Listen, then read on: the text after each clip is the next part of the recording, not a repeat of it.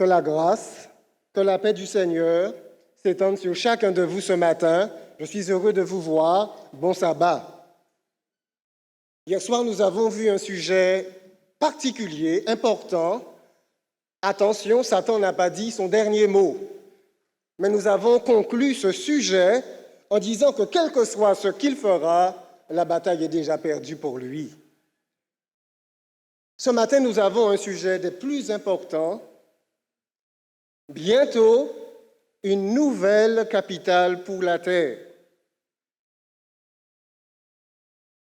Je me sens petit face à un tel sujet. J'aurais aimé avoir toute l'éloquence possible. Ce sujet est bien trop grand pour moi, bien trop élevé. C'est d'ailleurs le sujet qui conclut la Bible. Vous savez, la Bible n'est pas n'importe quel livre. C'est un livre religieux, c'est un livre liturgique, c'est aussi un document historique. C'est le livre le plus fiable que nous ayons aujourd'hui au XXIe siècle. Oh, bien entendu, il a été attaqué de nombreuses fois, mais comme vous le savez, la Bible est un enclume qui a déjà brisé bien des marteaux. Nous sommes dans le livre de l'Apocalypse, au chapitre 21 et au verset 1er. Je rappelle que ce n'est pas une religion qui parle ici, mais que c'est un homme, un apôtre, l'apôtre Jean, ou Saint Jean, si vous le souhaitez également. C'est un vieillard. À ce moment, il est sur l'île de Patmos, il est exilé. Nous sommes vers les années 100 après Jésus-Christ, et c'est l'Empire romain qui règne. Et Jean nous transmet ce que le Seigneur lui montre en vision. Puis je vis un nouveau ciel et une nouvelle terre, car le premier ciel et la première terre avaient disparu et la mer n'était plus. Et je vis descendre du ciel, d'auprès de Dieu, la ville sainte, la nouvelle Jérusalem, préparée comme une épouse qui s'est parée pour son époux.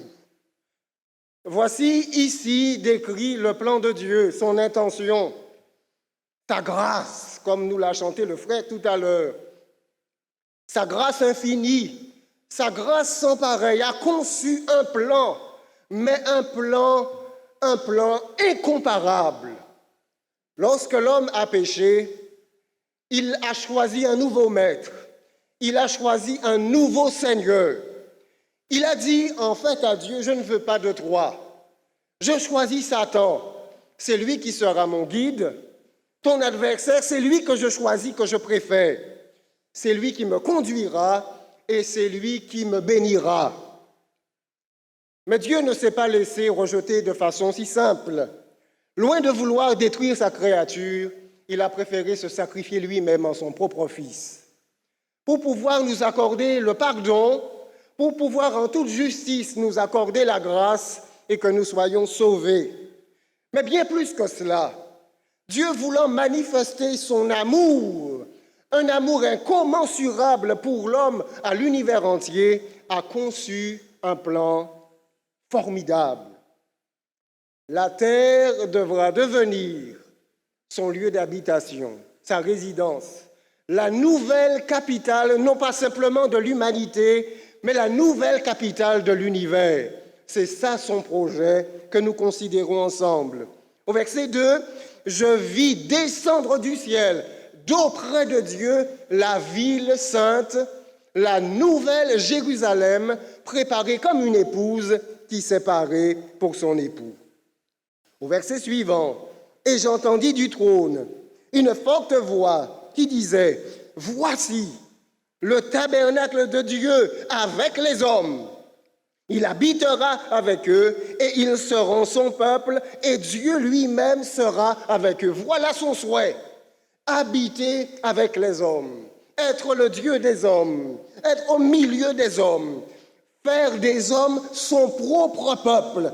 Voilà le souhait de Dieu, voilà son soupir et voilà pourquoi il patiente autant de temps. Voilà pourquoi il ne rejette pas, même ceux qui apparemment sont endurcis. Dieu soupire après eux. Dieu les souhaite avec lui. Et Dieu leur accorde le temps, la grâce de pouvoir se repentir. Et ce temps peut durer toute une vie.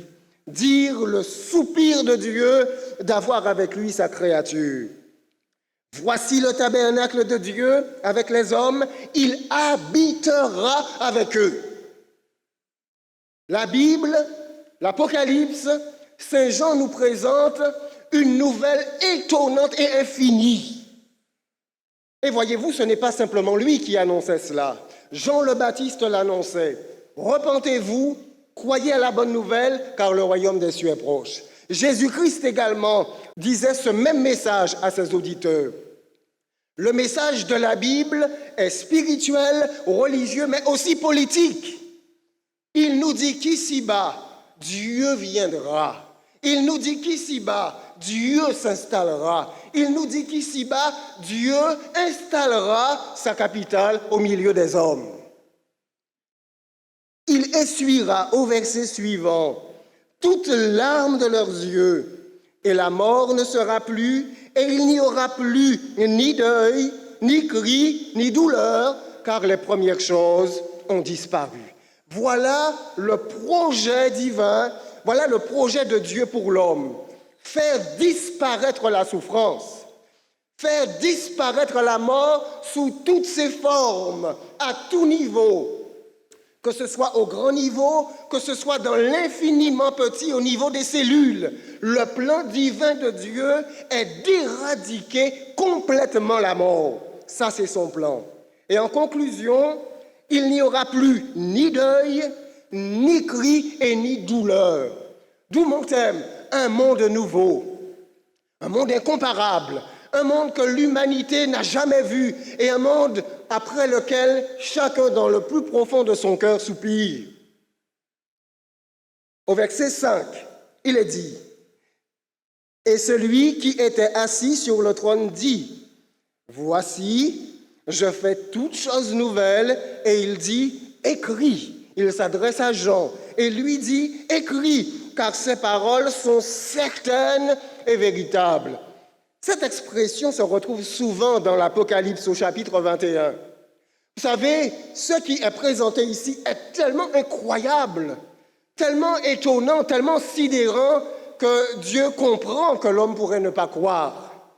Aussi, vous avez à de nombreuses reprises cette phrase « ces paroles sont certaines et véritables ». Donc elles sont sûres, elles s'accompliront avec certitude. Et deuxièmement, elles sont vraies. Il n'y a pas là de mensonge, il n'y a pas là de tromperie. Dieu n'a aucun intérêt à nous tromper. Il nous annonce une bonne nouvelle. Le salut tout d'abord, le rachat par le sang précieux de Jésus et une vie éternelle avec lui dans son paradis. Il me transporta en esprit sur une grande et haute montagne. Et il me montra la ville sainte, Jérusalem, qui descendait du ciel. Donc vous remarquez avec moi, la scène n'est pas statique ici, c'est une scène en mouvement. Jean est situé dans le cadre de sa vision sur une montagne. La montagne nous est présentée comme étant grande et comme étant très haute. Donc Jean, probablement, est dans une position qui surplombe. Et alors il regarde toute la scène et il voit la ville qui s'amène. La ville descend, elle arrive, elle est décrite par lui comme étant sainte et son nom c'est Jérusalem, qui descendait du ciel d'auprès de Dieu, ayant la gloire de Dieu. Au verset 11, son éclat était semblable à celui d'une pierre très précieuse, d'une pierre de jaspe, transparente, comme du cristal. Probablement, vous avez déjà lu ces récits, ou bien peut-être que c'est la première fois que vous les lisez. Mais le récit ici de Jean est très bien élaboré. Je rappelle que les disciples n'étaient pas des gens lettrés, c'étaient de simples pécheurs, des hommes du commun du peuple, mais pourtant le livre de l'Apocalypse est un chef-d'œuvre littéraire, un chef-d'œuvre dans sa structure, et le chapitre 21 est extrêmement bien élaboré.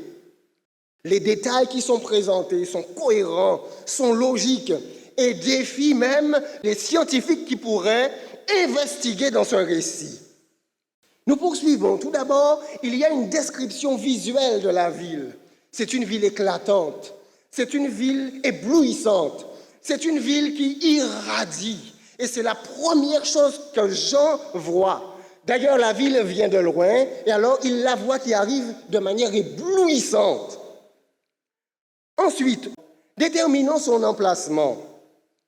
Dans le livre de Zacharie, au chapitre 14, à partir du verset 3, nous avons une mention claire, extrêmement précise, de l'emplacement de cette nouvelle capitale du monde.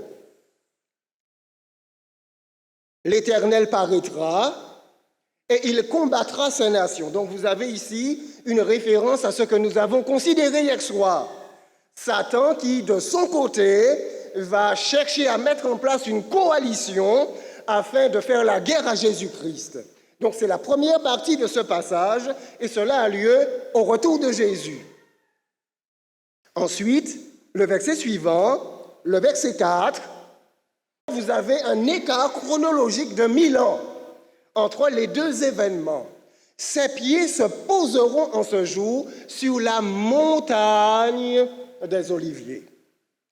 Donc, le Christ arrive ici, le Christ vient après les 1000 ans et il pose son pied en ce jour sur la montagne des Oliviers, qui est vis-à-vis de Jérusalem, du côté de l'Orient. Donc vous avez des précisions géographiques ici.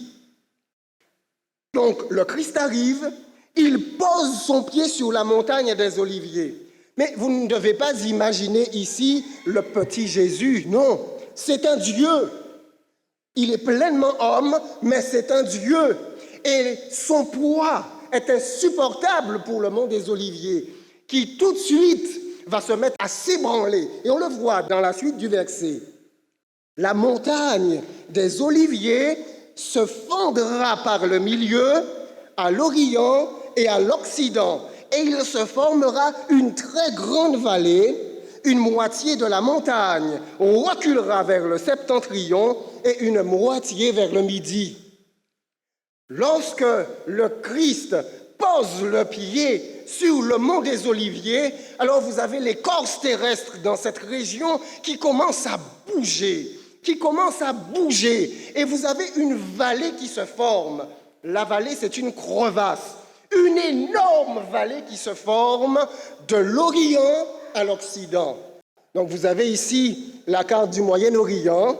Ce sera l'endroit où sera installée la nouvelle capitale. Le point de référence, rappelez-vous de cela, c'est le mont des Oliviers vis-à-vis, c'est-à-dire à côté de la ville de Jérusalem.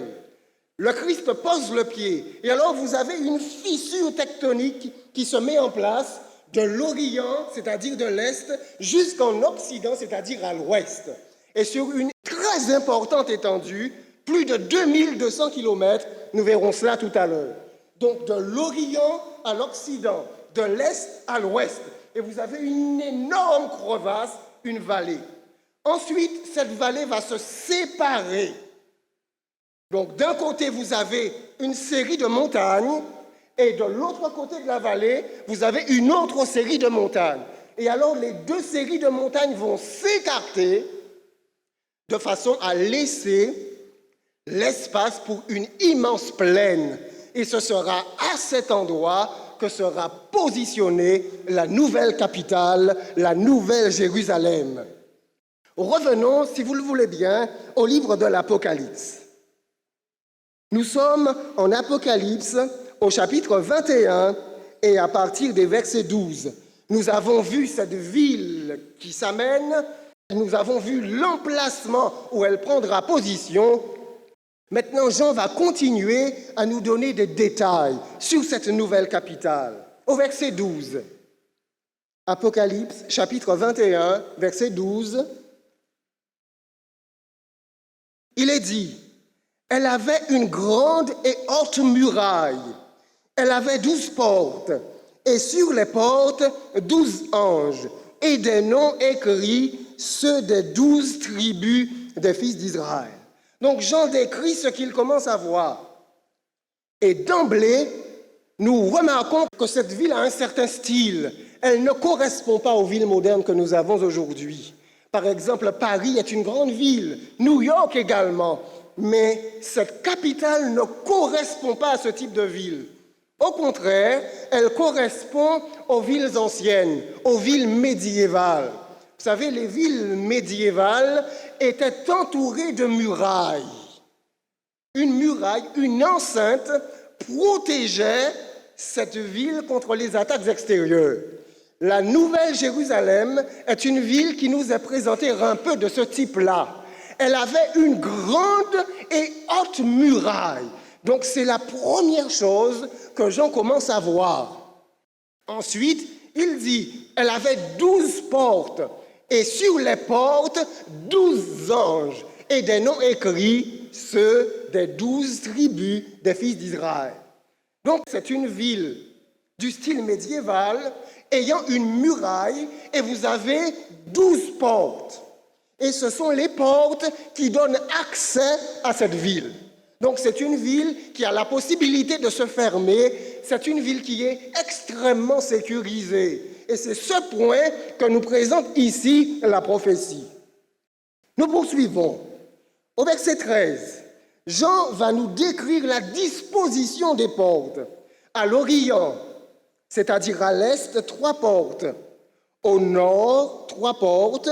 Au Midi, 3 portes. Et à l'Occident, 3 portes. L'Occident, l'Ouest. Donc, la ville est disposée de telle façon que de chaque côté, que de chacun de ces côtés, vous avez 3 portes. 3 énormes portes.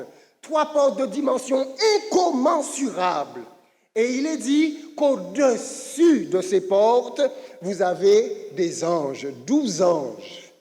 Ce sont les anges qui gardent l'entrée de cette porte. Il n'est pas dit que les anges sont positionnés devant les portes, mais que les anges sont positionnés au-dessus des portes. On n'entre pas là comme cela. Et les anges, ce sont des anges puissants, de dimension colossale. Et ce sont eux qui sont les gardiens de cette ville, de cette nouvelle capitale que Jean est en train de nous présenter. Au verset suivant, il est dit, la muraille de la ville avait 12 fondements, et sur eux, les 12 apôtres de l'agneau. Donc la muraille était positionnée sur 12 fondements. Donc on considère qu'il y a 3 fondements de chaque côté. Ensuite, le passage se poursuit. Jean nous a présenté ce qu'elle a. Elle a une muraille, elle a 12 fondements, elle a 12 portes, elle a 12 anges. Et maintenant, Jean va commencer à maîtriser la ville. Maîtriser, c'est prendre la dimension de la ville. Au verset 15.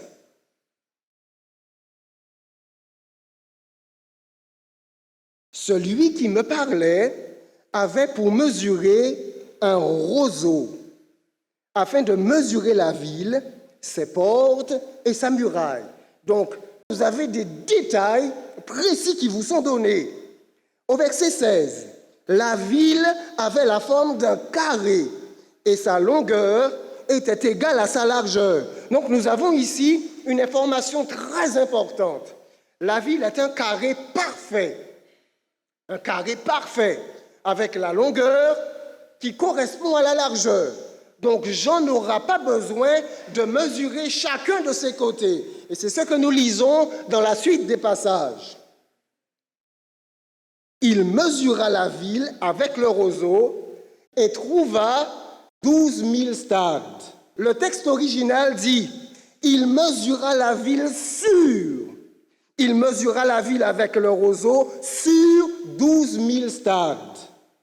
Donc ce sont des instruments, des unités de mesure qui ne sont pas courantes aujourd'hui, mais qui ne sont pas ignorées de l'histoire. Donc vous avez 12 000 stades.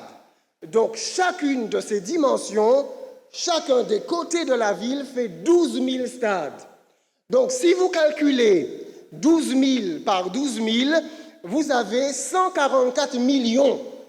Alors on pourrait dire que la ville a 144 millions de stades carrés. Donc c'est l'emprise au sol de cette capitale. Maintenant, quelle est la valeur en kilomètres du stade? Alors nous avons 12 000 stades, ce qui correspond à 2218 kilomètres. Donc un côté de la ville fait 2218 kilomètres. Donc si vous multipliez pour avoir l'emprise au sol de cette ville, si vous multipliez 2218 par 2218, vous avez 4 919 524 kilomètres carrés. Donc c'est une capitale inimaginable. C'est une capitale colossale que l'humanité ne connaît pas et qu'elle n'a jamais vue. Lorsque le Seigneur va la mettre en place, eh bien, cette capitale, à partir de la ville de Jérusalem, va s'étendre jusqu'en Turquie. Donc les territoires du Liban, les territoires de la Syrie seront englobés. Cette capitale va s'étendre jusqu'au sud, le Soudan, l'Égypte, l'Arabie saoudite qui sera touchée. Du côté oriental, le territoire ira jusqu'en Irak. Et du côté occidental, vous avez la mer Méditerranée qui sera touchée et vous avez jusqu'à la Libye qui sera touchée. Donc, cette nouvelle capitale sera installée dans cette zone, toute cette zone du Moyen-Orient qui sera complètement transformée, renouvelée et changée pour recevoir la nouvelle Jérusalem. Nous poursuivons l'étude de la parole de Dieu.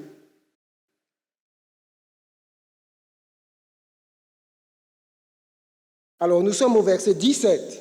La mesure de la ville a été faite. Il mesura la muraille. Cela n'avait pas été fait précédemment. Nous savions simplement que la muraille était grande et haute. Nous ne connaissons rien de l'épaisseur de cette muraille. C'est probablement de cette dimension qu'il s'agit ici. Il mesura la muraille et trouva 144 coudées, mesure d'homme, qui était celle de l'ange. Regardez la précision linguistique. Dieu veut que nous considérions comme réels ces détails. Il dit ici 144 coudées, mesure d'homme. Donc c'est quelque chose que nous pouvons calculer. Donc c'est réel, c'est palpable, c'est tangible, c'est calculable. 144 coudées, mesure d'homme, qui était celle de l'ange. Donc il n'y a aucune ambiguïté possible. Nous connaissons la dimension de la coudée. La coudée, c'est ça, tout simplement. C'est une coudée, environ 44,5 cm. Cela vous donne une muraille d'une épaisseur moyenne de 64 mètres. Donc c'est immense. Cette muraille fait pâlir d'envie la muraille de Chine. Vous vous imaginez combien d'autoroutes on pourrait positionner sur cette muraille? La distance de cette muraille qui s'étend sur plus de 2200 km et qui fait le tour de cette ville, le tour de cette capitale, le tour de la Nouvelle Jérusalem. Mais ce n'est pas tout. Jean dit que la largeur, la longueur et la hauteur également sont égales. Imaginez-vous que cette capitale s'élance jusqu'à une hauteur de 2200 km. En réalité, les plus hauts sommets de cette capitale arrivent jusqu'au niveau de l'espace même. Ils dépassent l'espace que nous connaissons comme étant le ciel et s'élèvent en hauteur. N'oublions pas que ce n'est pas le fruit de l'imagination de Jean. C'est la capitale de Dieu. C'est la capitale de l'univers. C'est le siège du trône de Dieu. Voilà pourquoi je ne cesse dès le début de ces conférences de dire « Il se peut que les hommes aient beaucoup de projets pour Jérusalem, mais Dieu en a un aussi pour Jérusalem. Et si les hommes ont des projets qui ne sont pas en adéquation, en accord avec le projet divin, alors il y aura des difficultés, parce que je ne vois pas qui pourra empêcher Dieu d'établir son projet ici-bas. » Et nous poursuivons. Après nous avoir donné des détails sur les dimensions de la capitale, maintenant Jean va s'étendre sur des dispositions constructives de cette capitale, sur des détails de sa construction. Au verset 18, la muraille était construite en jaspe et la ville était d'or pur, semblable à du verre pur. Donc voyez tous les détails. La manière dont ils sont présentés, ça ne peut pas être le résultat de l'imagination. C'est clairement quelqu'un qui est en train de mettre par écrit une observation. Et il écrit ce qu'il observe. La muraille, c'est du jaspe. Vous vous imaginez le caractère extrêmement précieux de cette muraille. 64 mètres sur 2200 km par 4, avec une hauteur inimaginable que nous ne concevons pas. C'est fabuleux. La ville est d'or pur. Le matériau de base dans la construction de cette ville n'est pas le béton. Le matériau de base, c'est de l'or, mais l'or le plus lourd, l'or le plus pur. Les historiens, Flavius Joseph, raconte que lorsque l'on approchait de Jérusalem, lorsqu'elle avait été rénovée par Hérode, et d'ailleurs Jérusalem était une fierté tant pour les Juifs que pour les Romains également, lorsque le soleil levant irradiait sur les parois qui étaient faites d'or, qui étaient recouvertes d'or, d'un or brillant, eh bien, l'historien raconte qu'on devait détourner son regard parce que cela était éblouissant. On comprend pourquoi cette ville d'or pur, l'or le plus pur, un or si pur que cela ressemble à du verre, eh bien, on comprend pourquoi elle est éblouissante et qu'elle irradie et qu'elle rayonne. Ensuite, il poursuit. Il dit au verset 19, « Les fondements de la muraille de la ville étaient ornés de pierres précieuses. Il nous a présenté le matériau constituant la muraille et maintenant, il va nous présenter ce qui orne ces différents matériaux. Les matériaux de la muraille étaient ornés de pierres précieuses de toutes espèces. Le premier fondement était de jaspe, le second de saphir. Donc c'est le matériau. Donc les fondements sont différents les uns des autres dans leur matière, dans leur structure. Et elles sont recouvertes de matériaux extrêmement précieux. Le premier était de jaspe, le second de saphir, le troisième fondement était de chalcédoine, le quatrième d'émeraude, le cinquième de sardonyx, le sixième de sardoine, le septième de chrysolite, le huitième de béryl, le neuvième de topaze, le dixième de chrysophrase, le onzième d'hyacinthe, le douzième d'améthyste. Vous vous rendez compte?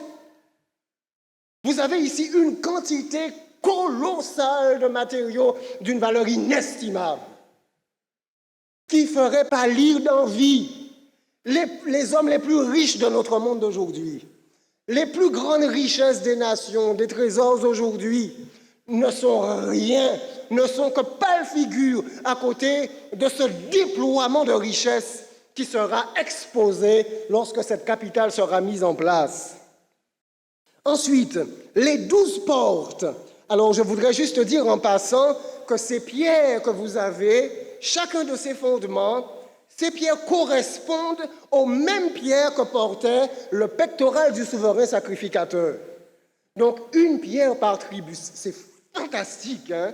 Vous savez, toute l'Israël de Dieu, l'Israël littéral de l'Ancien Testament, de même que l'Israël spirituel, tous auront leur place dans cette ville. Mais tout sera organisé. Et chaque tribu aura sa bannière. Et chaque tribu aura sa pierre. Et c'est la raison pour laquelle chaque tribu aura sa propre porte. Et avec un emblème qui le reconnaîtra. Si je fais partie de la tribu de Juda, prenons un exemple, alors Juda a son emblème, a sa pierre. Chacune, tout est magnifiquement ordonné et magnifiquement organisée dans le plan divin. Au verset 21, les 12 portes étaient 12 perles. Chaque porte était d'une seule perle. Donc voyez-vous, une porte énorme, faite d'une seule matière, une perle unique. La place de la ville. Donc après nous avoir donné des informations sur des détails de construction de la ville, maintenant Jean va nous faire quelques observations. Et à ce moment, il laisse l'extérieur de la ville et nous entrons dans la ville. Nous commençons à visualiser des détails qui se situent à l'intérieur de la ville. Il dit, la place de la ville était d'eau pure comme du verre transparent. Donc il décrit la place. Au verset 22, je ne vis point de temple dans la ville, car le Seigneur Dieu Tout-Puissant est son temple ainsi que l'agneau. Donc pas de temple dans la ville. Il n'en voit pas dans la ville. Il remarque l'éclat éblouissant de la ville. Et alors il dit, la ville n'a besoin ni du soleil, ni de la lune pour l'éclairer, car la gloire de Dieu l'éclaire et l'agneau est son flambeau.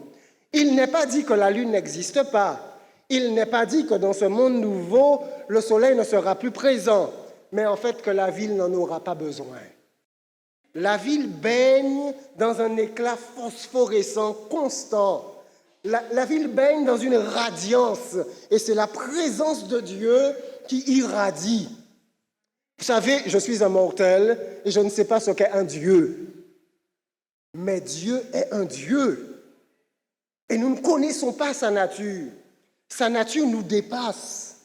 Sa puissance, son omniscience, sa toute sagesse, ça nous dépasse. Mais de sa personne jaillit une lumière incandescente sans fin. C'est quelque chose qui dépasse l'imagination. C'est quelque chose qui nous laisse pantois. Telle est la personne de Dieu. Et Dieu se trouve au milieu de la ville. Donc sa présence va irradier et son incandescence va surpasser celle du soleil et de la lune. Au verset 24, il est dit, les nations marcheront à sa lumière et les rois de la terre y apporteront leur gloire. Donc vous avez cela par deux fois. La ville, rappelez-vous, est la capitale de la terre. Et il est fait mention maintenant des autres nations. Et il est fait mention des rois de la terre. Dans ce monde nouveau, tout le monde n'aura pas la même position. Tout le monde n'aura pas la même fonction. Mais tout le monde aura été racheté par le Christ. Certains d'entre vous seront des rois. Ils auront des territoires qu'ils géreront. Il y aura des nations qui seront organisées sur toute la surface de la terre.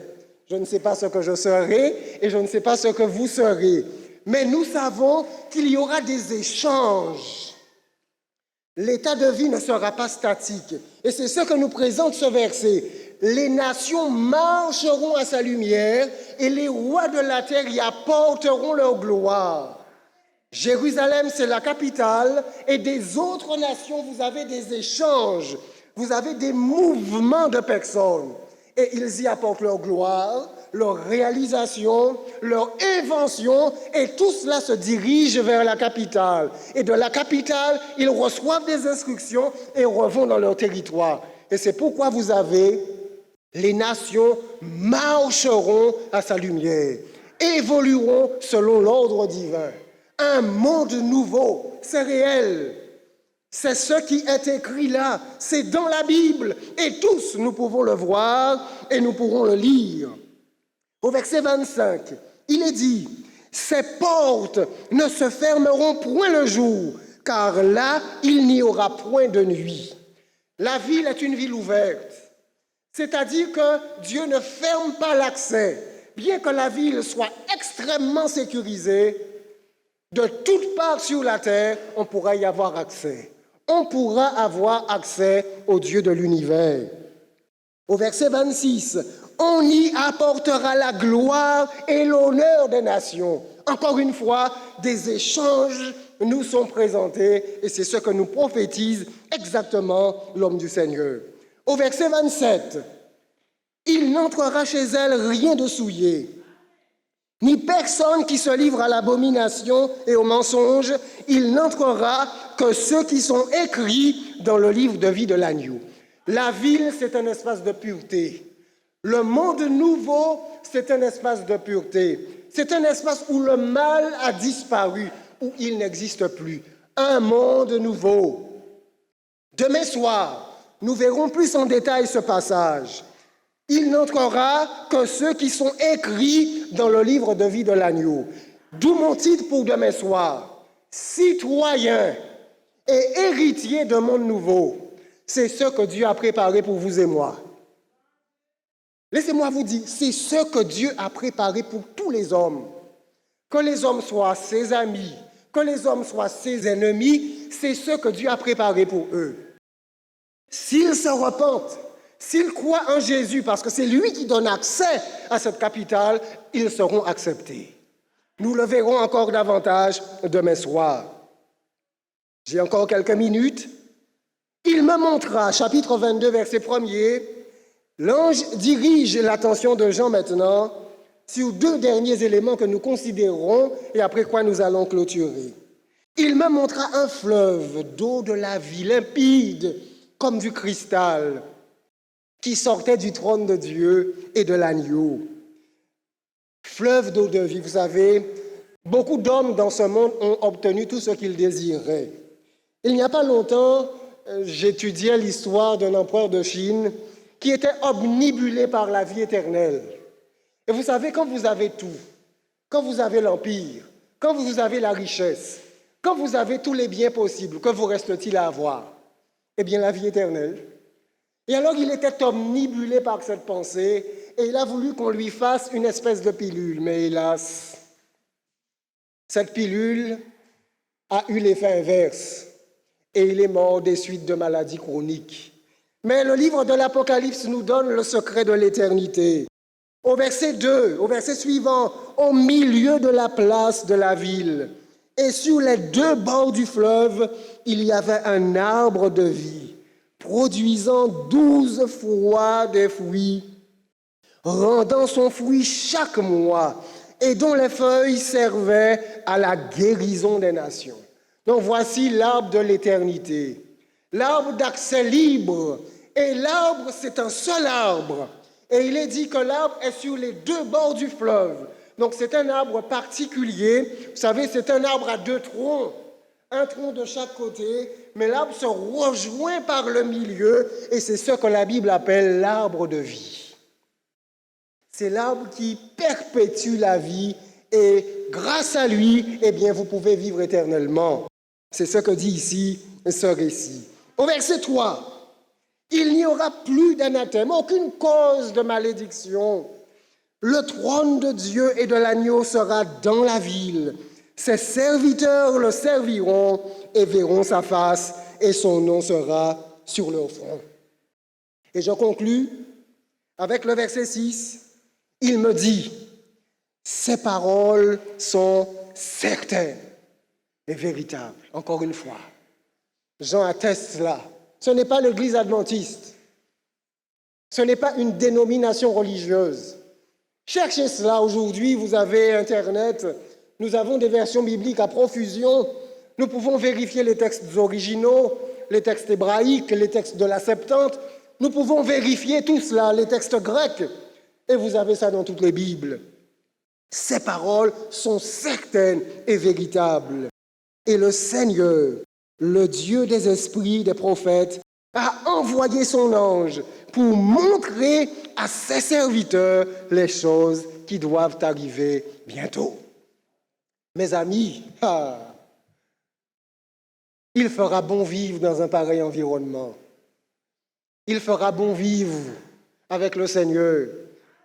Il fera bon vivre après avoir souffert, après avoir été malade, après avoir perdu des êtres chers, après avoir été traité injustement, après avoir gémi, après être mort, après avoir vieilli.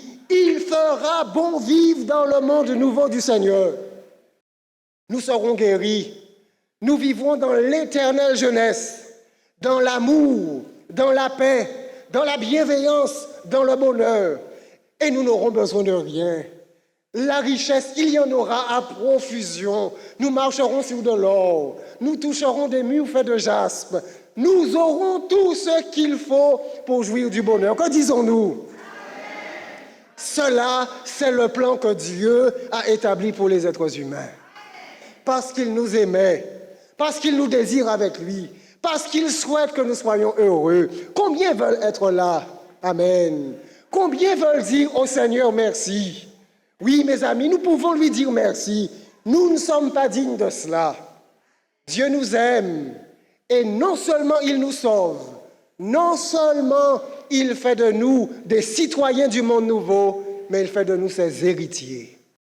Co-héritiers de Jésus-Christ et héritiers de tout ce qui vient. Oh, chers amis, que le Seigneur vous bénisse, qu'il vous accorde foi et confiance en lui, confiance en ses desseins et en ses projets, qu'il vous bénisse. À demain soir.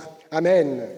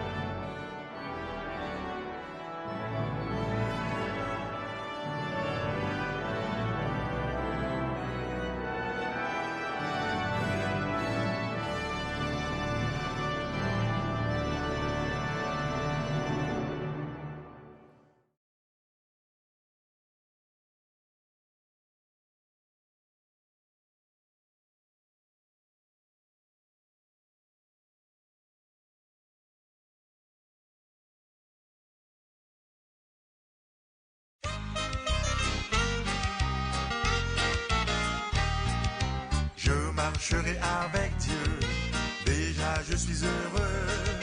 Je possède une maison au-delà du ciel, un magnifique palais construit par Jésus-Christ. Oui, je connais ce pays et je l'habiterai. Oui, je connais ce pays et je l'habiterai.